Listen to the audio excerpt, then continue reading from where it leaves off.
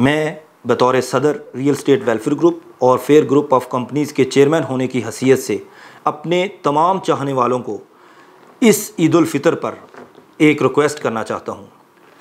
आप ईद उल फितर की खुशियों में अपने भाइयों, अपने नेबर्स और अपनी कम्युनिटी, अपने बिज़नेस साथियों को मत भूलिएगा। आप उनकी खुशियों में हर तरीके से शामिल हों।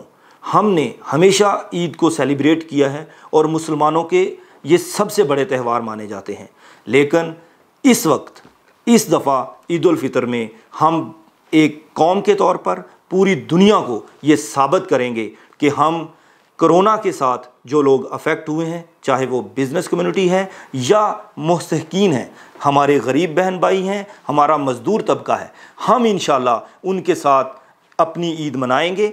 फेयर ग्रुप की तरफ से उनकी खुशियों में शामिल होंगे, रियल एस्टेट वेलफेयर ग्रुप की तरफ से उनकी खुशियों में शामिल होंगे और ये अहद करेंगे कि इस दफ़ा हमारी प्रायोरिटी शॉपिंग नहीं होगी, हमारी प्रायोरिटी अपनी फैमिलीज़ को रेस्टोरेंट में खाना खिलाने नहीं होगी। हमारी प्रायोरिटी इस दफ़ा होगी कि हमने अपने भाइयों की खुशियों में शामिल होना है, हमने उनको शॉपिंग करवानी है, उनकी खानों का बंदोबस्त करना है। तो आएँ, इस चैनल के तवस्सुत से हम अपने तमाम भाइयों से अपील करते हैं कि इस दफ़ा की ईद उल फितर पूरी दुनिया में पाकिस्तान के इमेज को भी बेहतर करेगी और मुस्लिम उम्मा की भी तकदीर बदलेगी।